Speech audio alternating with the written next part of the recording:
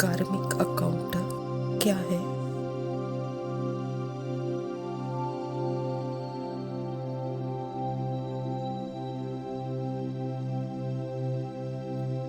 कार्मिक अकाउंट शुरू होता है मतलब मैं अपनी स्टोरी को सफ़र करना शुरू करती हूँ।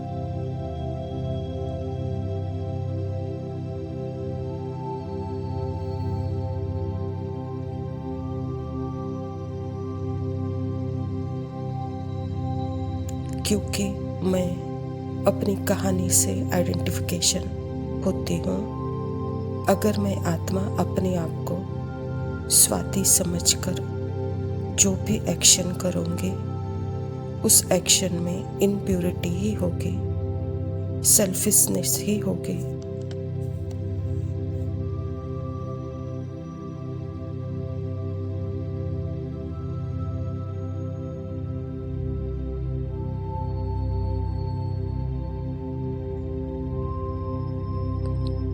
इच्छाओं से भरपूर होगा वह एक्शन, सूक्ष्म रूप में या गुप्त रूप में वह स्वार्थ वहाँ हो सकता है।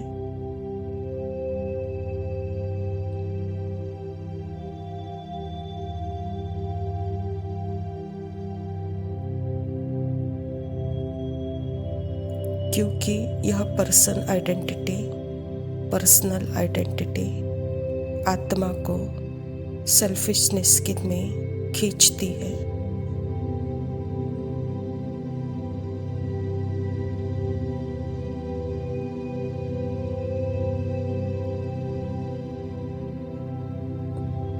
पर आत्मा जब जागृत होती है, आत्मा अवेक है, वह देखती है कि यह सेल्फिशनेस, यह इच्छाएं मेरी है ही नहीं।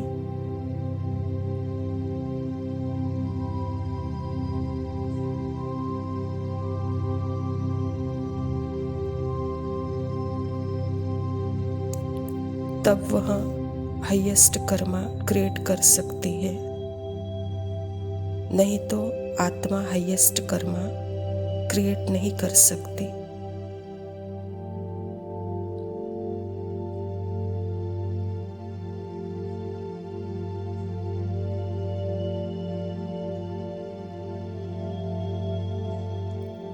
इसीलिए आत्मा को पहले अपने पार्ट से अलग इंडिपेंडेंट होना होगा, स्वतंत्र होना होगा।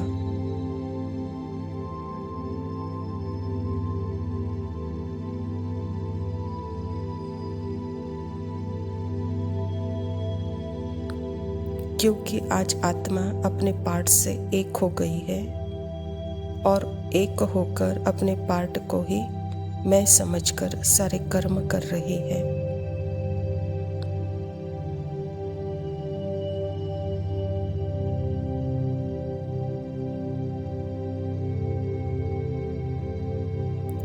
हर एक्शन में मैं स्वाति हूँ। कोई भी एक्शन चाहे वह गुड भी दिख रहा है, लेकिन उसमें जो सीड है, जो बीज है, उसमें सेल्फिशनेस है, तो वो एक्शन कभी भी प्योर हो नहीं सकता।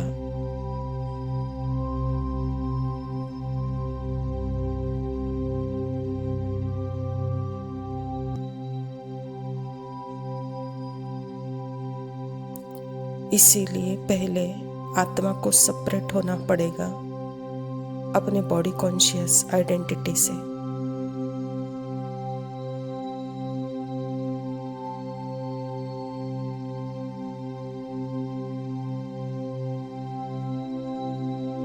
तब जब आत्मा अपने ट्रुथ में जो भरपूर होगी, जो कंप्लीट और फुल होगी, वह फुल फील करेगी।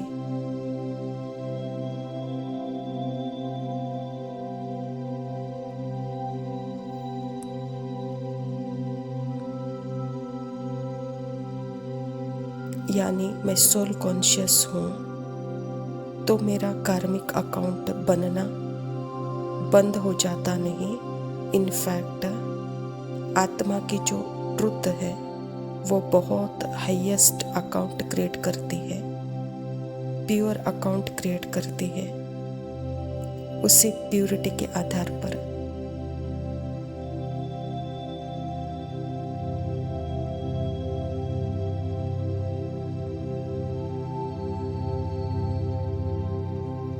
पवित्रता के आधार पर, प्यूरिटी के आधार पर आत्मा सतयुग में अपनी भूमिका निभाने जाती है।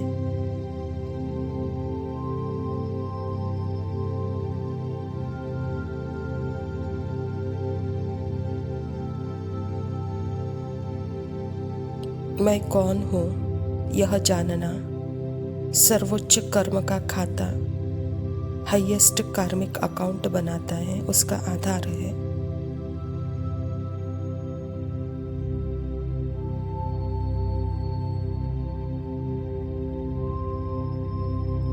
अगर मुझे पता ही नहीं है कि मैं कौन हूँ, तो फिर वह कार्मिक अकाउंट क्लियरली क्रिएट नहीं हो सकता।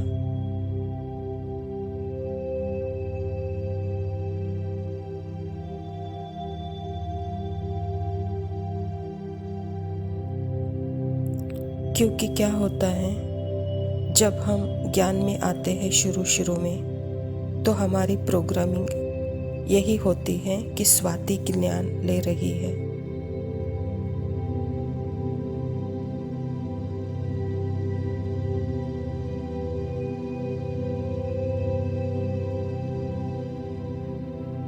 ज्ञान लेते वक्त हर आत्मा अपने आप को स्वाति समझकर सोल कॉन्शियसनेस की प्रैक्टिस शुरू कर देती है।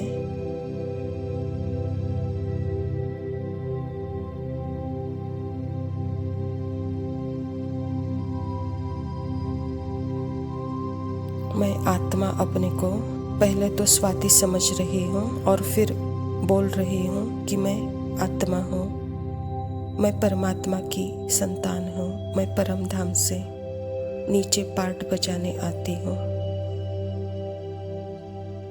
तो यह अनुभव सबका पहला सेम ही होता है, कोई चेंज इसमें नहीं है। यह हर एक का स्टार्टिंग पोजीशन है।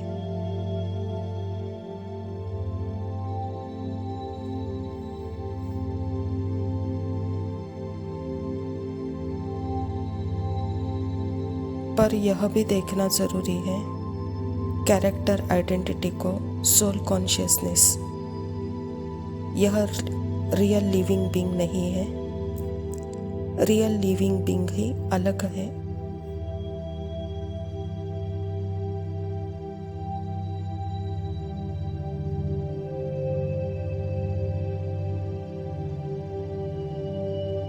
इसीलिए आत्मा को अलग होकर अपने आप को अपने स्टोरी से, अपने स्टोरी के पात्र से, अपने कैरेक्टर से, कहानी से, वह मैं नहीं हूँ, इसको डिटैच होकर जब मैं देखती हूँ तो वहाँ स्टिल और साइलेंस है।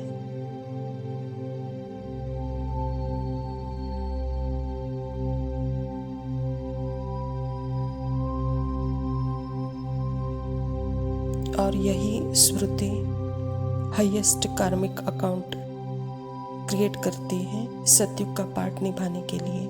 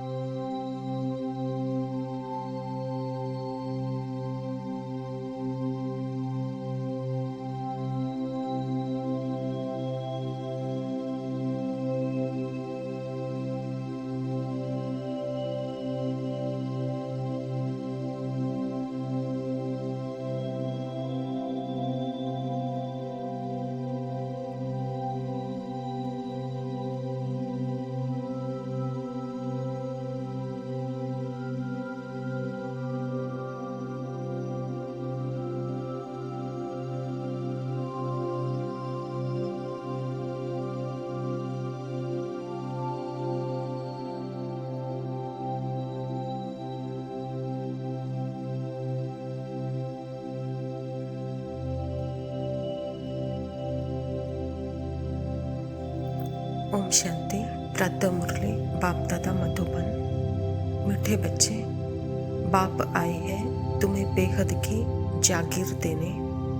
ऐसे मीठे बाबा को तुम प्यार से याद करो तो पावन बन जाएंगे। स्वयं परमपिता परमात्मा शिव बाबा प्रजापिता ब्रह्मा के तन में आकर के हम बच्चों को बेहद का जाकिर दे रहा है। तो ऐसे मीठे बाबा को बहुत प्यार से याद करना है, तभी हम पावन बन सकेंगे।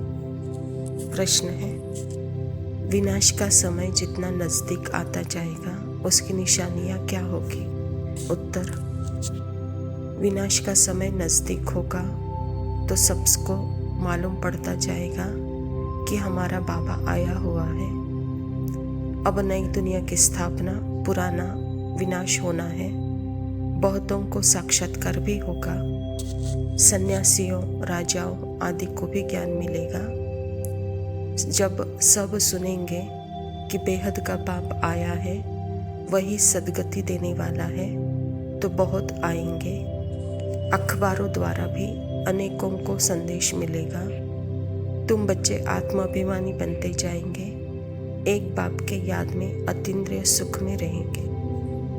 बाबा अंतिम विनाश के समय और उसका नज़दीक एहसास अभी हम बच्चों को दे रहे हैं, उसकी निशानियां बता रहे हैं।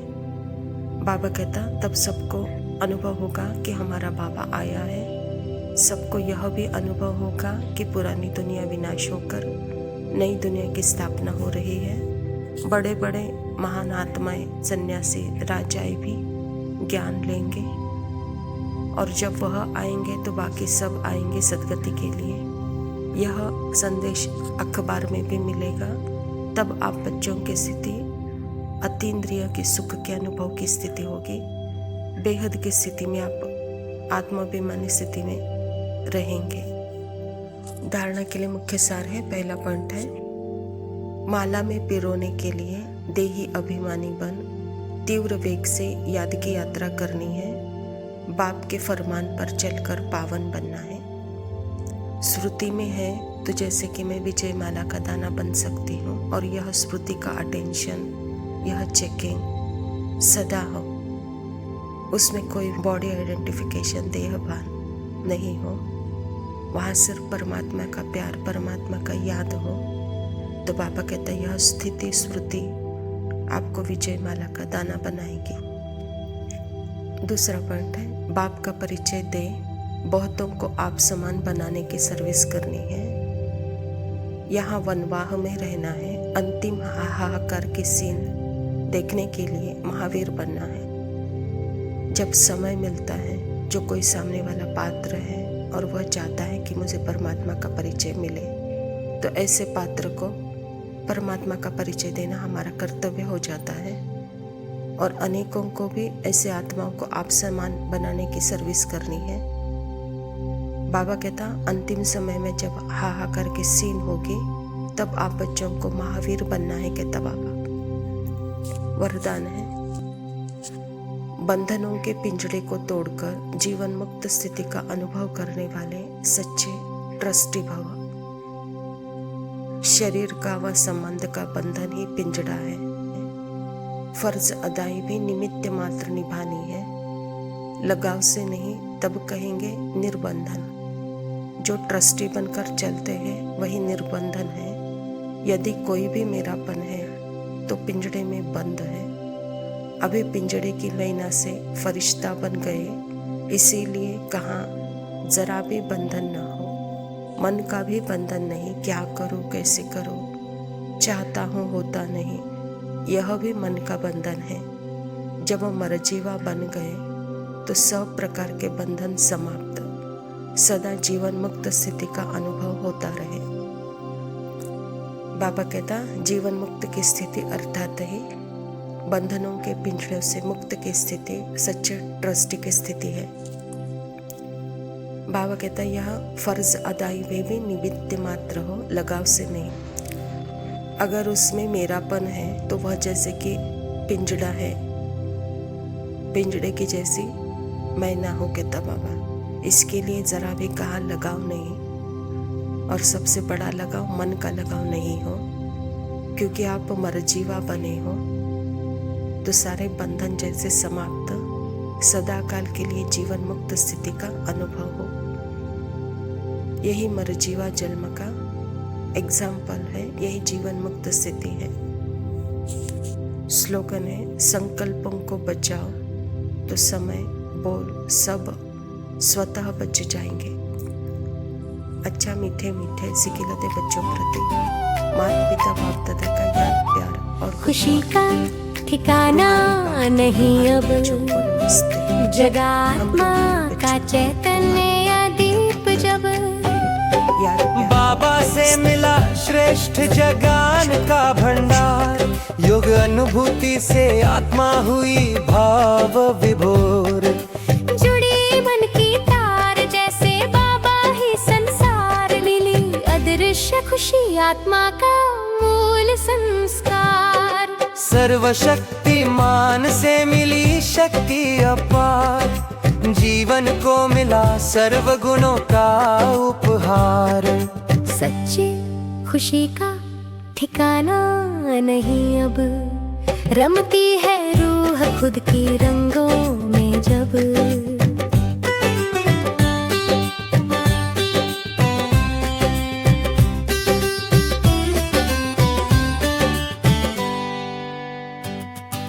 नाम मान शान निंदा स्तुति से परे, हुए व्यक्ति वैभव के आकर्षण से भी परे।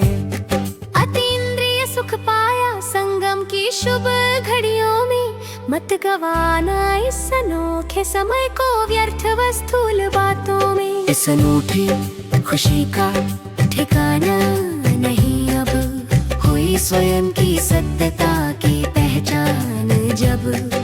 मन को खुशी के सागर में डुबोने से हुआ गजब, ड्रामा का हर दृश्य अनुभव होता जब।